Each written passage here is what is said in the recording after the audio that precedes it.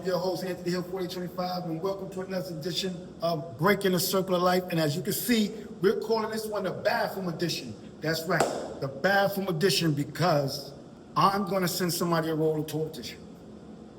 Not just the host of a show that I was on. I'm going to send him a roll of toilet tissue, and his two co-hosts that was acting like they was just joining the panel for regular discussion. I'm going to send them a roll of toilet tissue too, because they have a lot of things they need to wipe up with that toilet tissue.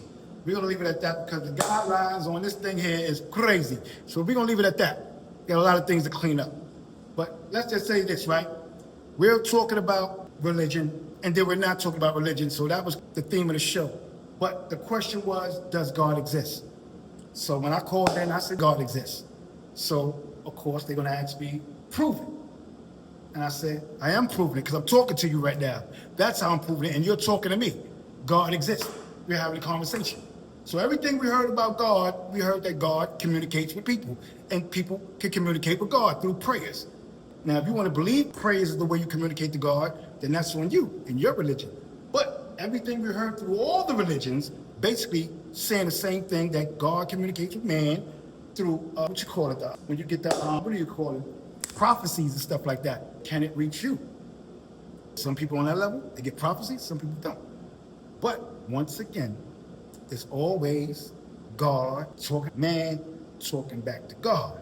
God answers man's prayer. So I guess when you put your hands together, get on your knees, that is the phone system to get to God, according to religions. Some other religions tell you to sit down and meditate.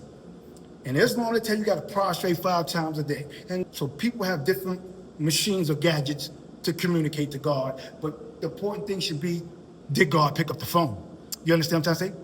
Are you communicating? And then he talked back. Did he answer your prayers? So that's the most important thing.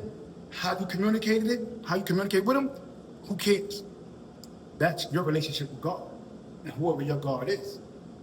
But once again, I told them I'm God, and they seem to have a problem with me saying that, but they want me to prove it. No, once I tell you I'm God, you should be able to disprove that if you got any idea of what God is. So you must have nothing.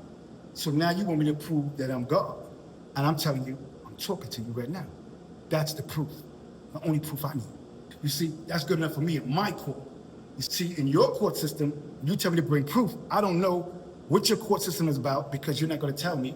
So I don't know how to present my evidence to you because I don't know what evidence is good and what evidence is no good. You understand? So you're not talking to a fool.